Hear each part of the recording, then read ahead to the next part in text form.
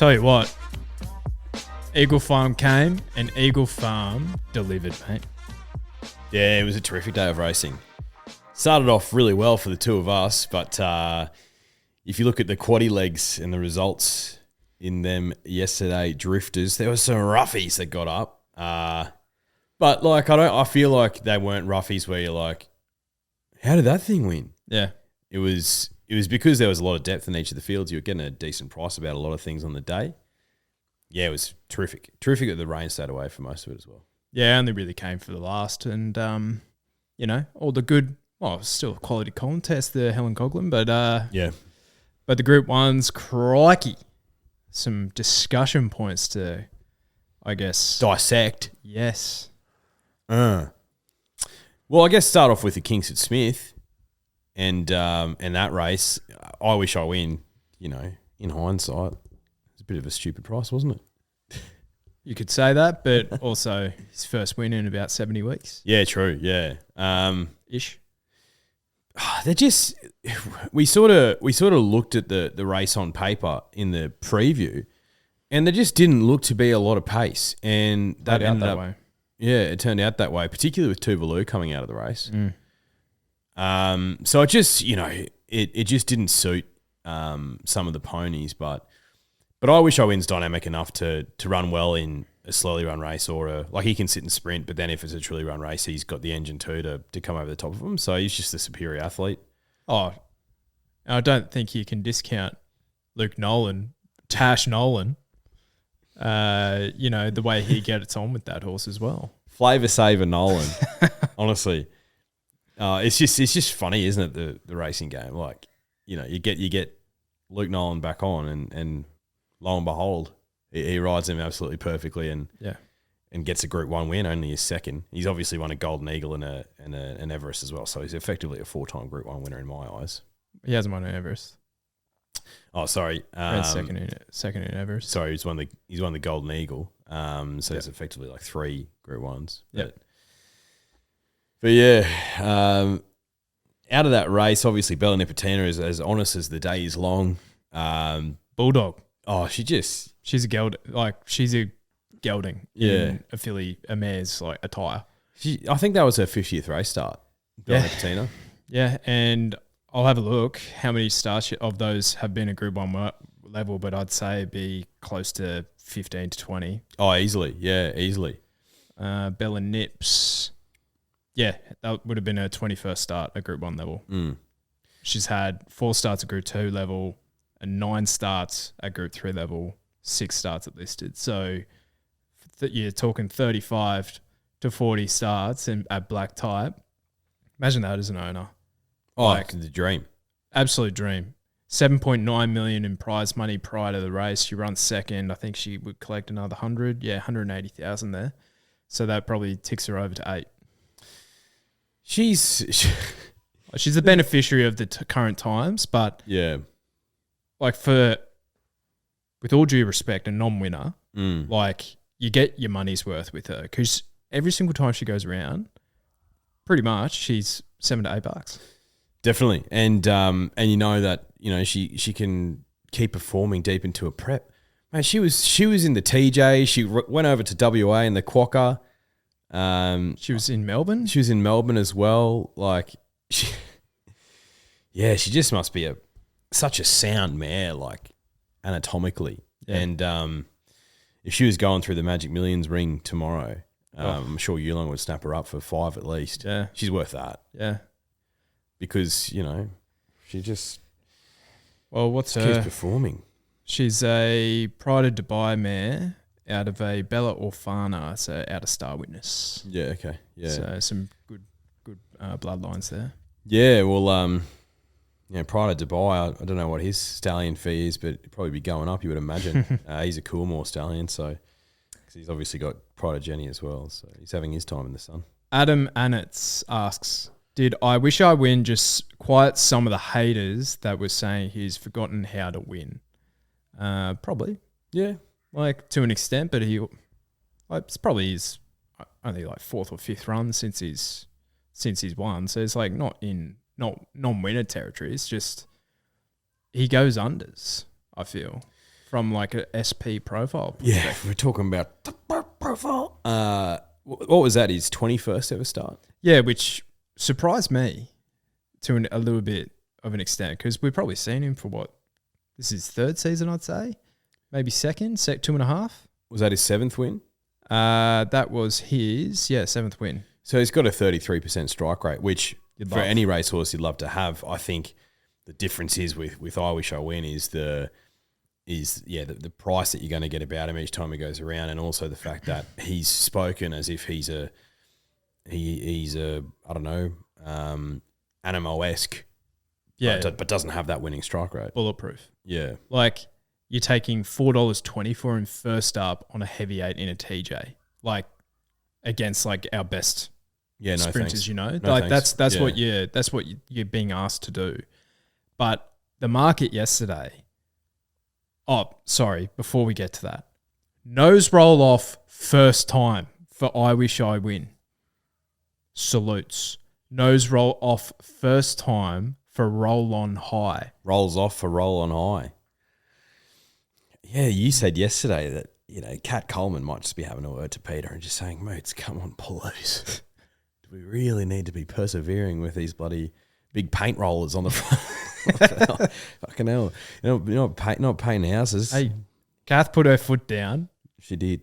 And Moods gave in because it's definitely Moods is like it's his kind of it's iconic for Moody Racing, you know. It is. And what's that? Their third, fourth Group 1 as a training partnership together, and they've only been going since the start of the year, so or maybe since the start of the spring. I can't remember, but formidable duo, and we saw I Wish I Win in the yard, and he looked outstanding, didn't he? Well, he's a bit of an alpha, isn't he? He is, yeah, and like there was two that you wanted out of the yard. Basically, it was him or Antino. Antino looked outstanding, Unbelievable. He just looks like an imposing, just a brute of a thing, basically. But I Wish I Win's not too far behind him. Yeah. Like for all the chat about him being a bit of a like a leggy, like ugly, Quirky, ugly looking thing with his like crooked legs and stuff. Like he's really grown into himself, like into a strong looking horse. The one who looked horrific in the yard, worst one of the day, and basically mate goes to me like I want to follow her all prep because she looked that bad, was In Secret. Yeah, she looks like a woolly mammoth. Oh, it was like I said to you prior, I'm like, wait till you see her, and you're like, oh, can't be that bad, and you're like, oh my god. Yeah, woolly. Oh, yeah. She's a cute little mare though. Like she's a good looking mare, beautiful but just, temperament. Yeah, but just it's so woolly. Didn't look like she was ready to race at all, but So- she ran a blinder. Beaten 2.5 lengths, 1,300 meters, not her go. So clearly, I'm assuming they're targeting her towards a Tats Tiara, or they just put her away for the spring. I would love to see her in a Tats Tiara. And even though your immediate thought might be, well, she's not a 1,400 meter horse at all. Well, who's she going to be racing against? Bella Nips. Oh, okay, yeah, Like if that's the thing, yeah, like with some cut out of the ground, like Bella Nipotina's got a mortgage on that race. I feel. yeah, I think so. But Bella is a bit like Craig Williams. When she's expected to win, she doesn't. Yeah, She can put in a flat one probably every 3 or 4 starts, I'd say. And she's been super her last few. how many times can you get a horse to peak? If In Secret's not the favourite in that race, she'll be second line of betting, obviously, and she's the one I'd want to take. Yeah, like you take her over Magic Time at this stage. Yeah, she just ran so much better. And Magic Time was maybe she should have gone to the paddock. Yes, like she looked fine in the yard as well. Like I'm looking through these. I Wish I Win was clearly the best. Uncommon James looked good. Antino was, if not pick of the yard, like with I Wish I Win, he was right there. Osipenko first up looked fine. Probably looked. His walk suggested to me that he'd appreciate getting out to further, and he was just never in the contest. No. First up after the gelding. Freedom Rally, super run. outstanding. Super run. I hope he gets into a Stradbroke Freedom Rally because he can give that race an almighty shake with 51 kilos on his back. Yeah. Shout out to, where are you? Kurt Raymond. roughie of the day was Freedom Rally, and unlucky, bro, you just missed out of the top 3. Oh, that sucks. But no, well found. That's a great roughie. I don't know what price he was, but it was a good price. Someone who got jammed in 30s. Yeah, well, we haven't talked about him. Bella Nips looked great. In secret, dog shit. Magic Time looked fine, and then Espiona looked fine as well. Think about it. Now, he looked good in the yard. His coat was looking proper. He was on his toes as he typically is. He's a nutcase, but that's him. Like we saw it. We saw it in the Queensland Winter again last year. I could not understand the market with that horse. Unbelievable. He was about, $7 or $8 on Wednesday. He started $3.80 equal favourite with I Wish I Win. I couldn't believe what we were seeing. I couldn't believe that go. I could not believe that go. You don't, and we might sound like smarties after the fact, but when we come on and have 2 podcasts a week and we say there's no possible way you could be betting on this horse, we left him out of our top 4. Yeah. So we were right, but you can't train a horse to be targeted towards a Doncaster mile as the top weight, might I add, and then just expect that the horse being brought back to 1,300 meters like a few weeks later is going to all of a sudden bring him back to what he was. That's just not how it works. With a Cox played in the back of your mind for next prep, as well. It's like, so that they would have all their kind of like training like programs just set out for the mile to 2,000 meters basically. I have no doubt if he comes out and wins the Doncaster, he goes to the Queen. He goes to like the Doom Cup or something even next start. Like just to test him or something. It's like. Yeah, so your point's 100% right. Like you just need to see it first.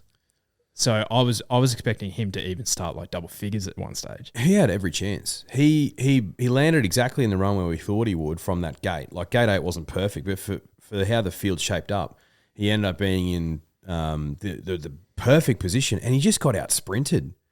He got out sprinted because he doesn't have the sprint in his legs because he was trained as a miler.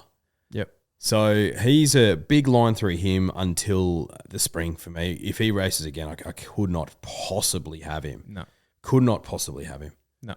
So you asked me immediately after the race, I Wish I Win. Like, do you take him to a Stradbroke? I hope so. And then he'd start a very similar price, $4, but as the top weight, like that'd be fascinating to me. I hope they do. I think he can win as a top weight. Yeah, he'll be short enough, but he just we haven't seen him really like third or fourth up or whatever, with 2 weeks in between runs. Like he could improve even further out of that Kingsford Smith. So I'm not saying I'm going to be with him, but I'd love to see him as the top weight in the Stradbroke. He can certainly win. 58.5 kilos. Yeah, he can win. Oof. Like he won't have mine, but he can win. The two that I'm zeroing in on Tony Golan horses, Freedom Rally and Antino. Yeah. That race did not set up for Antino at all. Gate 12 goes towards the back, and ran home nicely in a pass mark in a race that appeared at least to me to be a bit of a sit and sprint, which he's a horse who's going to be better out of it further. It just didn't suit him at all, but he looked great in the yard. Pass mark for me, and I think 54 kilos in the Stradbroke, he can win that race. 14th in the order of entry, he gets a start. Freedom Rally, work to do. I think that's where you were saying he goes to the race that Antino was in last year against probably the Fred Best horses as like that second option. But 51 kilos he currently has, 61st in entry. There is a lot ahead of him that won't be going there. So, but I'd say there's, probably miss out, unfortunately. Probably looking like he misses out. Which is a shame, which is where these sort of, order of entries can be a little bit of a double-edged sword because, he deserves to be in that race without a doubt. So, and it creates more interest, which is a bit of a shame, but, it is what it is. But yeah, that's the wash-up of the Kingsford Smith. it was a fantastic race on paper, and yeah, it'll be a form race. I've got no doubt in my mind. Absolutely. Now, some stats coming out of the Queensland Derby. My goodness, Warmonger. We were on track for when Zaki destroyed him in the Doomben Cup a few years ago. But this was something else from Warmonger, and he had the jockey on board to give him like a ballsy ride, but two, also, I guess, the race setup to be able to kind of just show that he is the superior stayer as well. But how's this for a stat? Official margin 10.4 lengths. Warmonger. Like Zaki apparently doesn't even make the top 5 since 2007. So it's like, I thought he won by like 8. Yeah, same. But yeah, he's not on this list. 10 lengths Royal Descent in the 2013 ATC Oaks. 9 lengths Mosheen, 2011 VRC Oaks. 8 lengths Winks, 2016 Cox Plate. 7.3 lengths Winks, 2017 George Ryder, 1,500 metres, that is. 7.3 lengths. Unbelievable. What a freak. So this is the biggest win since Might and Power won the Queen Elizabeth Stakes by 10.5 lengths in a Group 1. Incredible. Like my guy, Navy King, I reckon he would have had the best kip in Australia. Oh, he would have. He was blowing. He was. I reckon some of those mid-race sectionals were probably quicker than the Kingsford Smith. Yeah, like they were going. Like he was giving it a fair shake. He was bowling along. He was, and to be fair, he held on okay. He finished 10th. Beaten 17 lengths. But looking at the Racing Queensland sectional data, that's where you can't believe what this horse has done, Warmonger, because he's run home. His last 200-metre sectional is 4.5 lengths quicker than the next best in the race. He's just showing he's a out-and-out stayer. So he's raced in the South Australian Derby, and that race from memory, Air Assault, he's not a stayer at all. Like he's a miler. Yep. Found the lead and just put the brakes on, and Warmonger was probably out of the picture. And the same thing happened in the race before that, which is I can't remember what it's called, but it's the traditional lead up to the South Australian Derby. And he came home like a bullet both times. And I just thought the exact same thing was going to happen again here, so I gave him no chance. But as it turns out, your guy set the race up perfectly for him, Navy King, and that's what he needs. And also, you're right, Blake Shin just was like, this guy's feeling good, 3 wide, no cover, up closer. Yeah, was not expecting that. Happy that I saw it though. Oh, it's like you witness history. Like honestly, like literally, it's like Pride of Jenny-esque. Like, and I said after the race, that has to be the win of the Queensland Carnival. Like then and there, like done. Yeah. Like, who did he beat? Right. That's going to be the really big question.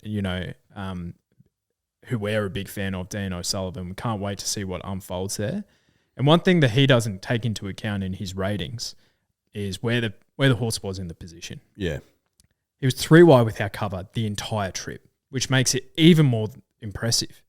And we were saying those, like, you often hear someone like Damian Lane or Jamie Carr, probably Blake Shin as well, who rode Warmonger, go, 3 wide no cover is not the worst position if the race shape is okay. Now, where Navy King was, he was probably close to 10 lengths ahead. Yeah. So the pack following, that's probably like the leaders, like sectional data that you want to kind of unpack, I'd say. Yeah. So it's like, are they actually running hectic time or not? But on the surface, until we kind of like see those figures, it was unbelievable what he did. He's just clearly a superior stayer. Clearly. I just hope it's not just a spike performance and isn't able to repeat it. He's a gelding, so, and I would imagine, because there's so many connections, he's an OTI horse. Like, Will they just keep him here in Australia? Like after that, you probably have to. Well, that's the chat after the race is where all systems go for the Melbourne Cup. Yeah. So, which is great to see. We've seen the Queensland Derby hold up. Like Vow and Declare ran second to Mr. Quickie. So, that form does kind of stack up. Yeah. It was a poorly rated Melbourne Cup that year. It was, yeah. But, it's Melbourne Cup's a Melbourne Cup. Going back to the question of who did he beat, like, well, Autumn Angel ended prep, yeah, but beat Autumn Angel. Yeah. Tannhauser, like, we weren't with him, but it looked a thin edition of the Queensland Derby. It did, but I think, it doesn't matter. It doesn't matter who else is in the race. If you're putting a field away by 10.5 lengths, backed up with smashing the clock, it's fascinating to see what Dan O'Sullivan rates it, because in my eyes, it's impossible to rate it poorly. Yeah. Like, that's impossible. Yeah. If he wasn't called Warmonger and if he was called Autumn Angel, yeah, you'd be saying like she's gonna win the Melbourne Cup. Like, who beats her? All right. So I don't know if you've checked the markets with the good people at Ned's. No, I have not. Melbourne Cup market. What would you, after seeing that performance, what would you kind of expect? Oh, look, I looked at the Melbourne Cup markets a few weeks ago, and I think it was like $14 or $15 the field, with your likes of Middle Earth right up there in the market. Circle of Fire. Circle of Fire, yeah. I'd expect him to be around that price now. Mate, you're getting $26. Yeah, right. I think that's okay. Yeah. I'd be interested to see what other providers would be doing, but I don't think they'd be that generous, I don't think. So what's Circle of Fire? He's favourite, I'd imagine. Middle Earth is 15. Middle Earth, Circle okay. of Fire, Solcombe, Tio Royale, Vauban, Without a Fight, 17s. Okay. Without a Fight. Okay. Hold on to your bloody hats, because Forgot about that. this is a hell of a yarn that you will tell, and our sources will remain nameless. Nameless source, but let's just say he's appeared on this podcast before, and we'll leave it at that. Great man. Yeah, one of the greats. Great man. But he's able to access information that, us punters would love to have. So Without a Fight, when he won the Caulfield Cup, Mark Zara was, in actuality, like quite over the weight. Like significantly. Significantly over the weight that he was listed on the form guide. Let's just say that. And then in the Melbourne Cup, the weight that Mark Zara eventually rode him at in the Melbourne Cup was only 200 grams heavier than what Without a Fight had to carry in the Caulfield Cup. Now remember, drifters, that post-Caulfield Cup victory, bro got penalised because he won that race. He got penalised 2 kilos in the Melbourne Cup. So you're thinking... You can do the maths there. You're thinking, shit, he's got to go up 2 kilos. Is he going to win the Melbourne Cup, like, out of it further? Like, oh. But if you knew that he was actually going to be carrying effectively the exact same weight in the Melbourne Cup that he carried in the Caulfield Cup, chips in.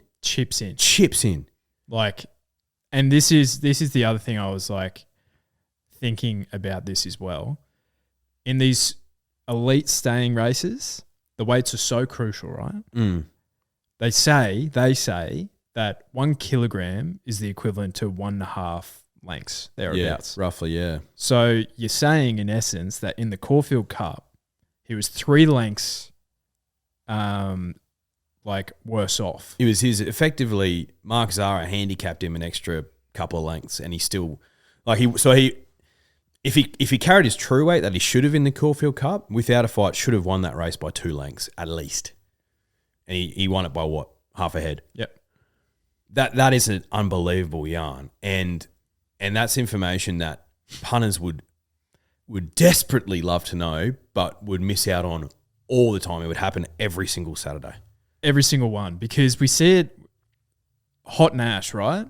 Like, his weight, he often rides overweight, and it's like basically they go to the connection and say, "Hey mate, yep, I'm gonna ride half kilo over," and they're like, "Yep, we still want Hot Nash. You're hot, so yeah. They'll offset it to an extent." But it would happen every single Saturday, and we wouldn't be any the wiser. Wouldn't be privy to it. That's where the price comes into it as well. Because I was saying to you yesterday, if that knowledge was in there, Without a Fight doesn't start $8 in the Caulfield Cup. No. He starts at least $12, 50% higher. If Mark Zahra came out and even if he said I'm going to be a kilo over, well, he was more. But if he said, I'm actually going to be a kilo over the listed weight, 100% he'd be double figures at the very least. And then, but at the same time, if it came out after the race, actually he was nearly 2 kilos overweight. Starts $4 in the Melbourne Cup Easily. Like he starts equal favourite. He has to. And we all saw the result. I just found that actually blew my mind. It was probably the most hectic yarn I've heard in horse racing for a very, very long time. Like the engine on that horse. Oh, jeez. It's like sometimes you just got to believe what you see, right? Mm. And what we saw in the Queensland Carnival last year was just this horse with an absolute massive engine and turn of foot. Well, turn of foot at the end of the Q22, 2200 meters is And who'd he beat? And that's where you come back to this Warmonger argument as well. It's like who'd he beat? But it's like it doesn't matter. No. Incentivize, right, is a great example. So he won that race in Ipswich or whatever it was, and Dan O'Sullivan rated it basically being like, if he can replicate that, he wins effectively every single Caulfield Cup bar one going back to the year 2000. If he can replicate that, Yep. And it's like, okay, well, who did he beat there? But it's like it doesn't matter who's in the field. Yeah. And then we saw what he did in the Caulfield Cup is probably in the top 3 most dominant wins I've ever seen in my life. Yep. And then a few weeks later, we saw probably another one, very elegant in the Melbourne Cup, one of the most dominant wins I've ever seen as well. Yep. But so fascinated to see, and you know, Warmonger, we saw some, you know, not just the win and the fact that he's a superior star, we saw some versatility. Yeah. And Blake Shin ain't losing the ride on that horse anytime soon. No, he's not. And it's like you're losing nothing with Frosty as well. It's like that's the thing is like Blake Shin is just on top of his game. Has to be him and Jamie are just like they're the best at the moment. Obviously J-Mac. Like that's your clear podium. Yep. Like it has to be. If you can get any of those three, you're getting them. Yep. Jamie had a fantastic day yesterday, I thought. She did. Yeah. Yeah. You know, unlucky to some in the Fred Best because not her fault that horse didn't win. Schwartz just didn't get through the ground by my eye. No, I don't think he did. And like he'll never win a Group 1. No way. That horse. Because he's not at that standard. I would love to own him. Absolutely. Very good horse, got his nuts, but he's not, you know. When you finished 13th, beaten 8 lengths, and I wouldn't have thought that knocking the jockey, I don't think it was her fault. No, I don't think so. I don't think the horse was good enough. Trust me, if I could have any jockey in Australia on my horse, Jamie Carr would be in the conversation. Barry 4, thought he had every chance. Roll on high. Have you prepared a statement? We did mention that horse's name on Wednesday. Yeah. Wouldn't shock, $16. Yeah, I know. And like, you know, was I ever going to bet on her? Probably not, but she should have gone into the quadrella. She should have gone into the quadrella roll on. Well, Warmonger knocked us out regardless. So. Yeah, and so did Chinny Boom. We were nowhere near the mark as it turns out. We got the favourite in the Kingsford Smith though. Hey, we would have. I reckon we would have gone close in the early quaddie. Yeah, we would have. Yeah. But yeah, rolling high. So she's gonna have 49.5 kilos, I'd imagine, in a Stradbroke. Yep. So the Fred Best is, you know, ballot exempt. Yeah. So she'll be hard to beat. But yeah, she's another one down in the weights. Who'll be a chance. For what she showed us before this prep, like that's her. What she did yesterday. I just don't know where it's been. Well, maybe she's a filly that just takes a while to get into her prep, right? Maybe. But she it's not like she's been running a couple of placings. She's been poor. Yeah, that's true. But like, what I always forget is like, she was 4th up at that amazing performance defeating Jolly Star at Flemington, right? And that was her 4th ever career start.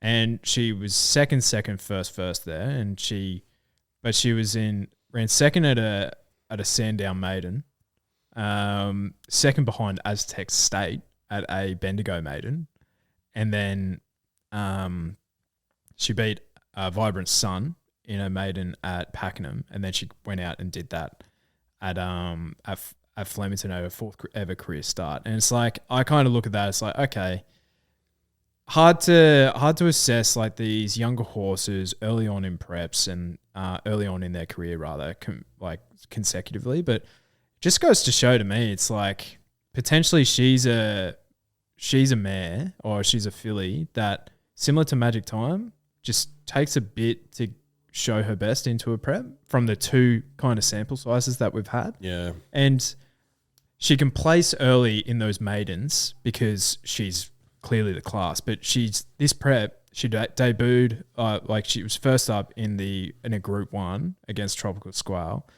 Open way for age against the older mares. Yeah. Campioness at Eternal Flame in a Group 2 at Moonee Valley. Ran 4th. Like, she ran okay. And then versing the boys, third up against like War Machine and those horses at Bendigo. It's like she's been kind of way up in grade, I guess, early on in her prep, and then she's just prepped up 5th, 6th up.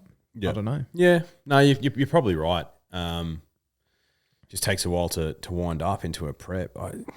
It's like the sample size isn't really there. No, so it's like it's just you're just assuming. But it's like I now know with her in the spring, like I'm probably going to give her a wide berth at her first and second up. Yeah, true. Yeah, and have we seen her out over a mile yet? I don't believe so because she's by Seamus. That run at Moonee Valley was okay. Yep. Okay. Well, she's by Seamus Award, and Seamus Award won a Cox Plate, so yeah. Interesting to see where she goes, but I think she's a smart filly, and you just her best is good enough to win a big race, I'd say. But her bottom is not great, I'd say, for Rolling High. Yeah. But we saw some wins yesterday, mate, like broadsiding. That was an outstanding win. Well, we do have a question here as well from Lachlan Tognella. Is broadsiding better than Stormboy? Getting close, surely, mate. His length's better than Stormboy at this stage. Definitely. Like, that's the champion 2-year-old. Has to be. Like, he's got an absolute mortgage on the JJ Atkins now. Drew the widest gate in the size produce yesterday. Arguably a better place to be. Yep. Sure. But the way he won was with absolute arrogance and authority, and think, he didn't actually beat him by that many lengths. Jamie touched him twice. Yeah, that's the thing. Just like you said, not to invigorate him, just to straighten him up. Yep. And it's like, so if the whips are cracking, and that's him at 1,400 meters where he's already won twice over the mile, like, yeah, this horse is like, if you look at the spring features, like, this horse has to be easily the number one seed. Number one seed for the Guineas, number one seed for a 3-year-old going into the Cox Plate. Yeah. And you just love to see it. Yeah. I love a 3-year-old colt who is going to get out over further. And this is where the market is fascinating, right? So you think about it getting crunched. Happy to kind of ignore that because, like, I'm trusting my judgment there. It's like, look, I know what his prep's been like, right? Yep. With broadsiding, he got smashed. $2.50 he started. I'd almost prefer to take that than the $4 he was on Wednesday. Yeah, there's the late money there because he's right. Yeah. He looked great in the yard as well. He looked great. Our query on him was the fact that we weren't expecting him to come back. So when he comes back, you're like, well, is he gonna be ready to go, or should I just wait until the JJ? Because he's clearly the best horse. Yeah. And that's why I kept my powder dry and just had a small bet on him in the end when he was about 3s, I'd say. Well, at JJ market, let's have a look. The JJ Atkins. Let's get this international dross out of here. JJ Atkins.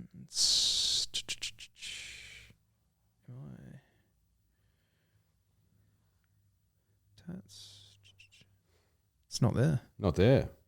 All right. That's interesting. Okay. All right. Whatever. But he'd be short. He'd be very short. Oh, he'll be $1.80 or shorter. I was, and we were chatting about this in the wash up. It's like, look, he's he won on a 1,600 meter, like in the lead up to the Champagne on a soft 5. He won then on a heavy 10, basically. The only thing where I could see him starting above like $2 in a JJ is like if it's been like close to like 25 to 30 degrees all week and it's a rock hard Eagle Farm track or like a good 3. And we're not going to get that. And that's the thing is like I don't think we're going to get that. I think we did get it last year, but like I don't think we're going to get that. Well, you know, how reliable is the Bureau of Meteorology nowadays, but it looks to be a mostly sunny but cool week, you know, with a top of 21 on the Saturday, and that's effectively the sort of temps we're going to get all week. So there was a fair bit of rain around last night. I think we'll probably be starting on a good 4, like a genuine, juicy good 4, though. Yeah, like I'm looking at a 2-week forecast here in Brisbane, and it's like it's sunny, 23 degrees, what it typically is in winter here.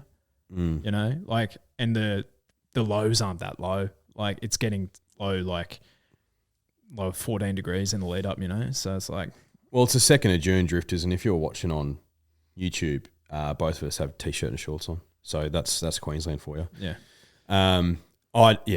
It's funny because we were talking about broadsiding after his Champagne win, and I was like, I just wonder what price he is in the Cox Plate markets. And he was something ridiculously short, like 14s or something like that. And you were like, that is so disgusting, it's so toxic, which I still agree with. But we were both like, but he does look like a Cox Plate horse, though. But he does look like a 3-year-old who could go into a Cox Plate. All right, so he's $21 in a Cox Plate now. Is he? Like, so that's same sort of odds as like a Royal Champion, right? So 49.5 kilos, 49 kilos, whatever it is, like, you know, going up against the likes of like Pride of Jenny, Romantic Warrior, via Sistina. Hopefully like, Celestial Legend. Celestial Legends there at $12 without a fight. You'd imagine like he'd be weighted out of those markets. So if he returns, he'd probably be on a Cox Plate path probably. Yeah, Riff Rocket. Like, should be a great Cox Plate this year. I reckon it'll be the race of the spring. Oh yeah, it always shapes up well, the Cox Plate. I think we're planning to head down there, aren't we? Potentially. Well, speaking of Cox Plate heroes, Romantic Warrior. I hope he wins in Japan this afternoon. We're recording prior to that, Drifters. Because if he wins that, and with his Hong Kong victories, it just further props up the Cox Plate, doesn't it? Yep. Which is great. Agreed. 100% agreed. But let's do a quick look forward to the Brisbane Cup 2-mile contest, because I suggested that the connections of Warmonger throw a late nom in. Why not? Like, Group 2, test him out over the 2-mile. Doubt they'll do that, but see how good his staying pedigree is, because let's put it this way. Like, are you really going to be trusting Allegron, who was great? And he looks at a big price. Mate, and one of the easiest Quinellas of all time. Oh, jam. You know, and I'd rather that horse out of all of those that competed the Premier's Cup heading towards that contest. But yeah, Allegron, well found by you. And his shocker was clearly the bad, and he was probably one of the biggest goes all day. He was a massive go. He's a shocker. And who was on the back of him? Jamie Carr. Yeah, okay, interesting. Yeah, so Allegron just looks like a Dower Stayer. And is he a Dower Stayer who's going to win in Group 2 over 3,200 metres? Maybe. I think the price is gone for him though. Yeah, like that's the thing. He's going to start $5. Yeah, and you don't want him there. No, and it's like he's got a little bit of the Salinos about him, Allegron. Yeah, and with all due respect to Sneesby Racing and Salino, who's been an old warhorse, he wasn't looking his best yesterday. You couldn't blow out a candle though on the way back. It looks like he didn't even go around. That's it. And so it's like, you know, I'm sure he'll run top 5 again in the Brisbane Cup, but like, he doesn't know how to run a bad race as soon as it gets to 2 miles. He's just he's not like a smooth mover like Kovalik was ahead of the Queensland Derby, you know, last year. Like, he was almost an awkward thing. Like, his action's awkward. He's just all over the shop, but hey, he's got a big ticker. He's a Group 1 winner. Group 2 winner. Group 2 winner. I think he's what's his prize money? Like 2 mil or something like that. Something like that. Which is Yeah. fantastic. Last year in the Lord Mayor's Cup, we saw Without a Fight absolutely brain him over 1,800 metres. This year, we saw Just Folk just continue his wet track form with Hot Nash on. Converge was a nice return over the 1,800 metres, so you'd expect that horse heading towards a Q22 as well. You can have him, but it was a nice return. Yeah, it was. And fascinating that, he ran in a Kingsford Smith Cup last year, up on the rail, finished like 3rd or 4th or something, and then was very short in the market for the Stradbroke a couple of weeks later, and rightly so. Obviously didn't do anything there, but yeah, a year later he's running over 1,800 metres. He's by Frankel, and Frankel's progeny do it all. So he ran in the 5 Diamonds last year, arguably unlucky, like looking through the comments of his form. So he was looking for a run straightening, and he was never really clear. Only beaten 2.5. So that's over 1,800 metres. The connections, the stable's probably gone, you know what? Our middle distance ranks are pretty dross. Like, let's... he's not a Group 1 star. No, let's aim him towards the Winter Carnival. I think it's very astute training. 100% it is. 100% it is. Yeah, that Q22, interesting market this year. Well, it gave me a little bit of the Queensland Derby. Like, you had Tannhauser in the lead up and Autumn Angel, and I was like, sure, but that's why I went Navy King. I tried to find the alternative form line, and I was right, but just with the wrong one. The wrong form line. Yeah. But I couldn't have possibly had Warmonger. Yeah. Personally. But, now, yeah. Adelaide River. Yes. My God, what happened there? $4.60 he started. Massive go. We spent about 10 minutes on Wednesday going through his form. But we ultimately both said that there's no possible way you could bet on him. Happy to watch him go around. Yep. And that ended up being the case. I guess if he starts $10 in a Q22, like I could potentially get interested there, but I think he'd need to improve significantly, obviously. But also, he was ridden up the arse end. I thought he'd be leading. Yeah, fascinating. Shock him over, who we're both really keen on. Yeah, he was flat, wasn't he? He was disappointing. Like, he was beaten 5.5 lengths. I have to rewatch like for like where he was, but I don't even think it's a pass mark. No, I don't think so. And it was disappointing because he has, and that's where the caveat came from as well. It's like the hardest grade he's been in is a benchmark 100, and it's like, and he brained him. Second up syndrome, 14 to 18. Like, I could kind of see that's where first trip away, maybe. First trip. Well, no, he raced in Sydney. Okay, yeah. So it's like they've done that. So I'm like, okay, he raced well there, but I think 14 to 18, second up syndrome, a little bit flat. All those things probably going against him, I'd say. And where the big step up in grade is probably something for me as a punter to go like, okay, if I see those patterns, like, would have changed my mind to Just Folk? Absolutely not. No, yeah. So, yeah, I don't know what they do with him, whether they just tip him out and bring him back for the spring, or they might as well have a throw at the stumps at the Q22. Like, well, you're going to get double figures for him now, so that's it. Probably worth a bet. Absolutely. Broadsiding we've touched on, and then I guess the other one, was Chinny Boom. Nice win. She looked great in the yard. She did, yeah. She's been up forever. The horse that you probably do want to take out of it, and she won by 3.5 lengths, right? But often you see that with mares, it's like how much is left in the tank as well. It's like usually when they put them away like that, it's like, all right, chip them out, or at least I kind of think like that. Cool Valon, obviously we both gave her a massive push, me bigger than you, on Wednesday. Beaten 4.7 lengths, too far back, and her parade was not good. It was dross. She was bucking around. She was fresh. Very fresh. So I'd be fascinated to see what she looks like second up.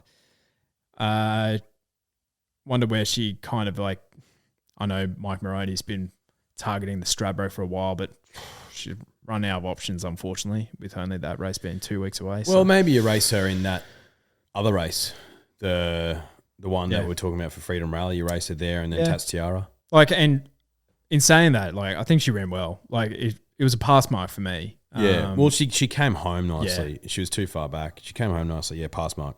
Yep. Yeah, don't jump off her. No.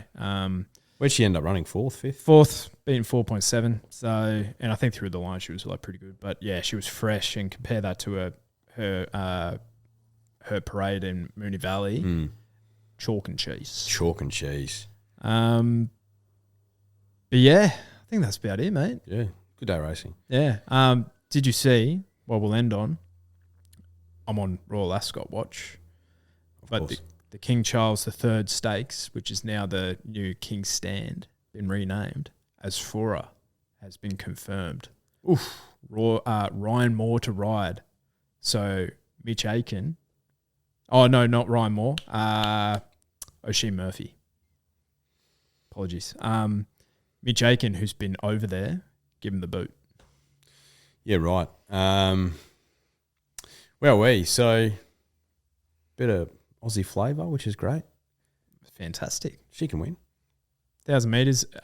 Key to her, I think, is a good track. Yeah, she does not like the wet deck. No. And she gave out. She'd be better second up, I'd say. She ran, what, fourth? Yes, pass mark. Pass mark. She's been like for 3 lengths or so, but yeah. So that'll be good for us to kind of have my eyes on us for her on the day. That's good. That's good. Yeah. She's been kind to me, as for us, so.